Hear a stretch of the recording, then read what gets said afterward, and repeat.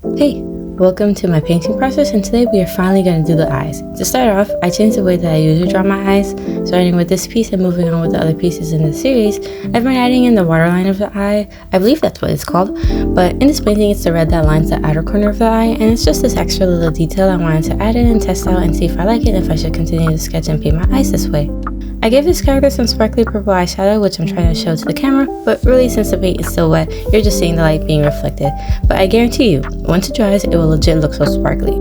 I made her earrings all sparkly as well, and then I moved on to the hand, and I used the red and blended that into the tips of the fingers and a bit to the middle of the palm. I start off my painting process with placing a base layer, and really after doing that, all I'm doing is adding in details, shadows, and blush to give the figure more depth and dimension, instead of being flat. So that's why I added the red to the tips of the fingers and a bit to the palm of the hand. But also, adding the red to the spots gives the skin some warmth and makes it look pretty cool. Anywho, afterwards I moved on to doing the outfits just so that I was spending my time wisely as I waited for the paint on the eyes to dry before going back in and finishing them. Now, because I was using the same purples to the outfit, I wanted to work on varying the values of the different sections so that they don't end up just looking like one blob of color.